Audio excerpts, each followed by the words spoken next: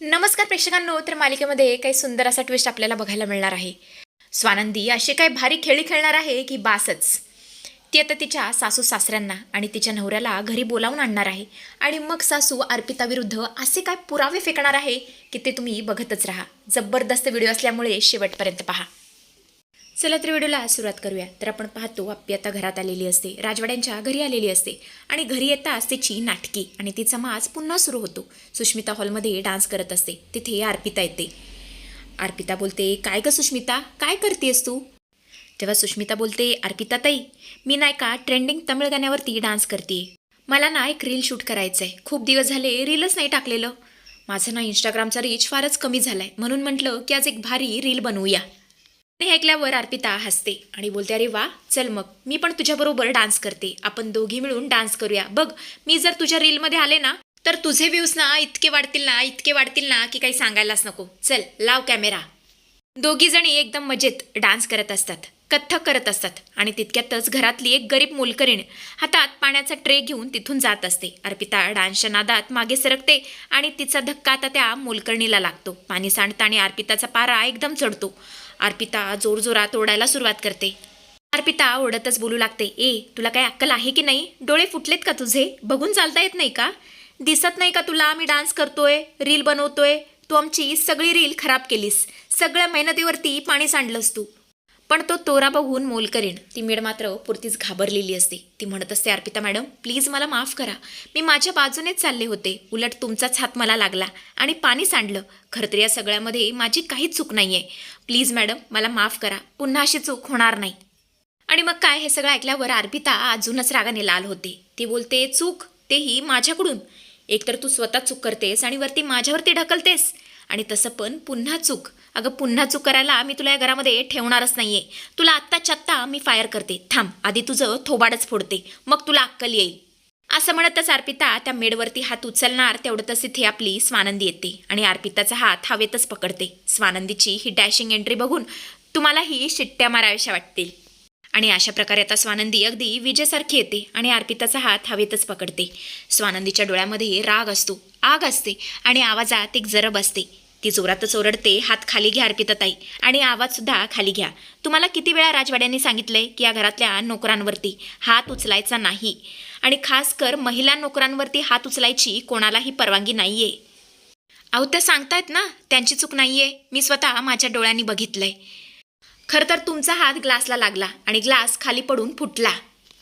अर्पिता तर इतकी चिडलेली असते की बासच. ती स्वतःचा हात सोडवते आणि बोलते, तू कोण ग मला सांगणारी? हे माझं घर आहे. तू या घरामध्ये आत्ता आली आहेस ग, म्हणून स्वतःला मोठी शाणी समजू नकोस. या घरामध्ये माझा जन्म झालाय.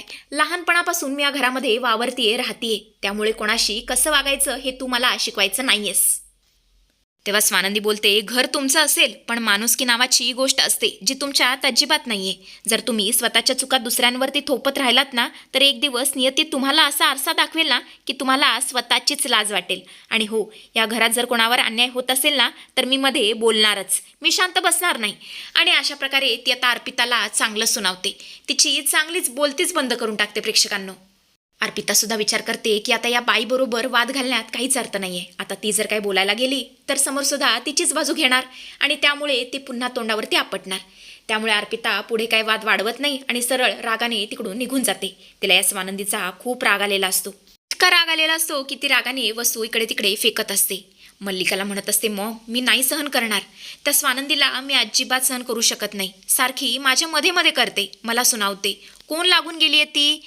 आणि हल्ली तर ती स्वतःला खूपच महान समजते. मला तर असं वाटते या घरामध्ये फक्त आणि फक्त आपलीच सत्ता चालायला हवी, आपली सत्ता गाजवायला हवी.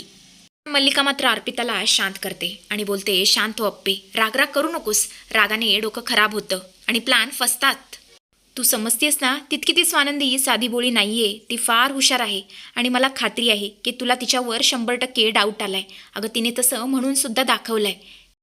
तिला खात्री आहे की तू नाटक करतेस. तुमच्यामध्ये खरोखरचं भांडण नाही झालेलं तुझ्यात आणि तुझ्या नवऱ्यामध्ये. त्यामुळे अप्पे, मला असं वाटतंय की तुला आता मोठं काहीतरी करावं लागेल. अर्पिता बोलते, मॉम, मला खरंच कळत नाहीये, काय करू मी? तेव्हा मल्लिका बोलते, तुला आता असा मोठा तमाशा करावा लागेल ना ज्यामुळे स्वानंदीचा डाऊट खोटा ठरेल आणि संपूर्ण घर, विशेषतः समर, तुझ्या बाजूने उभा राहील. तुला असं भासवावं लागेल की तू खरंच नवऱ्याला कंटाळून इकडे आली आहेस. तुला तुझी सासरची खूप त्रास देतात आणि त्या त्रासाला कंटाळूनच तू इकडे निघून आली आहेस. उद्या सकाळी असा धमाका कर ना की स्वानंदी कायमची शांत होईल आणि विशेषतः ती म्हातारी आणि समर तुझ्या बाजूने होतील. तुझ्या लक्षात येतंय ना मी काय सांगते ते?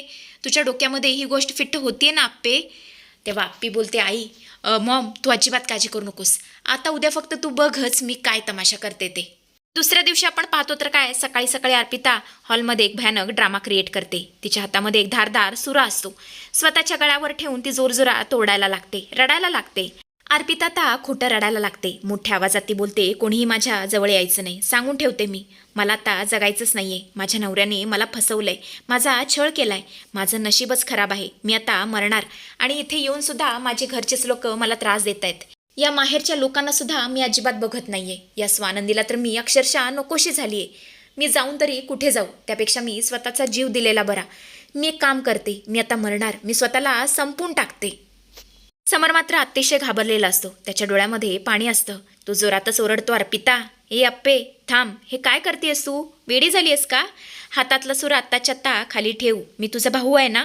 मी तुझ्या पाठीशी असताना तुला घाबरण्याची अजिबात गरज नाहीये. आणि कोण म्हणालं हे घर तुझं नाहीये? हे घर तुझं होतं आणि मरेपर्यंत तुझंच राहणार आहे.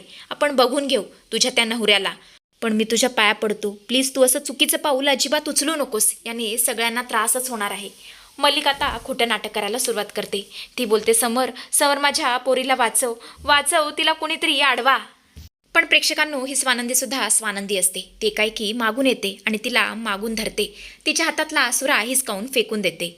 सगळेच अर्पिताला अडवण्याचा प्रयत्न करत असतात, पण स्वानंदी मात्र या सगळ्यामध्ये यशस्वी झालेली असते. अर्पिताला असं वाटत असतं की आपल्याला आता कोणीही रोखू शकणार नाही, पण स्वानंदीने तिचा प्लॅन उधळून लावलेला असतो आणि पुढे ती असं काहीतरी धमाका करणार असते की ज्याची कल्पना कोणीच केलेली नसते. आप्पीने तर स्वप्नात देखील विचार केलेला असतो की स्वानंदी असं काहीतरी करेल. स्वानंदी आता जोरजोरात ओरडायला सुरुवात करते, पास करा अर्पिताताई, तुमचं हे नाटक ना बंद करा. अर्पिताताई, तुम्हाला असं वाटतं ना हे नाटक करून तुम्ही राजवाड्यांना किंवा घरातल्या सगळ्या लोकांना फसवू शकता, आजींना फसवू शकता, पण एक लक्षात ठेवा, मी फसणार नाहीये. तुम्हाला वाटलं की तुमच्या नाटकाला मी भुलेन, पण माझ्या सगळं लक्षात आलंय. हे फक्त तुमचं एक मोठं नाटक आहे, ड्रामा आहे. तेव्हा मल्लिका बोलते, स्वानंदी अगं हे काय बोलतेस तू? अगं जरा तरी जिभेला आवर घाल. अरे समर बघ ना, स्वानंदी वाटेल ते आरोप करतेस. समर सुद्धा चिडलेला असतो. तो बोलतो, स्वानंदी मॅडम अहो हे काय बोलताय तुम्ही? नंडेशी बोलण्याची अशी पद्धत असते का? पण तेवढं तर स्वानंदी जोराची शिट्टी मारते. शिट्टी वाजतात मुख्य दरवाजा उघडतो आणि समोर जे उभे असतात म्हणजे अर्पिताचा नवरा आणि तिचे सासू सासरे, त्यांना बघितल्यावर तिची वाटच लागते. अर्पिता थरथर कापायला लागते. तिच्या हातातला चाकू खाली पडतो. ती बोलते, हे हे हे लोक इथे अचानक काय करतायत? मल्लिका सुद्धा पुरतीच घाबरलेली असते. ती सुद्धा ओरडायला लागते, हे इथे कसे काय आले? तेव्हा स्वानंदी बोलते, कसे आले? मी सांगते ना कसे आले. आणि काकू काय झालं, घाबरलात का? मी बोलवलं यांना. आता मी सगळ्यांच्या समोर तुमचा आणि अर्पिताचा खरा चेहरा सगळ्यांसमोर आणणार आहे. राजवाडे, तुम्हाला वाटतंय ना की तुमची बहीण खूप भोळी आहे आणि तिच्यावर सासरी अन्याय झालाय, पण नाही, ही फक्त आणि फक्त नाटक करते. यांचं आणि यांच्या घरातल्यांचं काहीच भांडण वगैरे नाही झालेलं. हा सगळा खोटेपणा आहे, शुद्ध खोटेपणा, फसवणूक. स्वानंदीचे हे शब्द ऐकून समरला काहीच समजत नाही. तो प्रश्नार्थक नजरेने अर्पिताच्या सासूकडे पाहतो. तेव्हा अर्पिताची सासू रागाने पुढे येते आणि थेट समरच्या हातामध्ये एक फाईल देते. सासू बोलते, हे घ्या समरराव, उघडून बघा ही फाईल. हे डिवोर्स पेपर आहेत आणि हे आम्ही नाही तर तुमच्या लाडक्या बहिणीने तयार केलेत. खरं तर या अर्पितानेच आम्हाला धमकी दिली होती. ती म्हणाली होती की माझ्यासोबत खोटं खोटं भांडण करा, मला घरातून हाकलवून द्या, कारण तिला आमच्या घरामध्ये राहायचं नव्हतं. तिला इथे तिच्या माहेरी राजवाड्यांच्या पैशावर राहायचं होतं. तिने आम्हाला स्पष्टपणे धमकी दिली होती, जर आम्ही या नाटकामध्ये सामील झालो नाही तर ती आमच्यावर हुंड्यासाठी छळ केल्याची खोटी पोलीस केस करेल. तिच्या दबावाखाली येऊन आम्ही हे सगळं खोटं नाटक केलं. तिच्या नवऱ्याने, माझ्या मुलाने हे नाटक केलं. आणि डिवोर्स पेपर बघून समरच्या डोळ्यातून नाक कोकायला लागते. तो अर्पिताकडे असा बघतो जणू तिचा भस्मच करेल. पण खरा मोठा ट्विस्ट आता येतो. अर्पिताचा नवरा बोलतो, समर दादा मला माफ करा, पण या सगळ्या कटकारस्थानात फक्त तुमची बहीण एकटी नाहीये, तर तिला तिच्या आईची म्हणजेच मल्लिका काकूंची पूर्णपणे फूस आहे. मल्लिका काकूंनीच तिला फोन करून हे सगळं करायला शिकवलं होतं. तेव्हा आता समर त्या दोघींविरुद्ध काय निर्णय घेईल हे बघणं खूप म्हणजे खूप इंटरेस्टिंग ठरणार आहे. कारण समरला आता त्या दोघींचा प्रचंड राग आलेला असतो.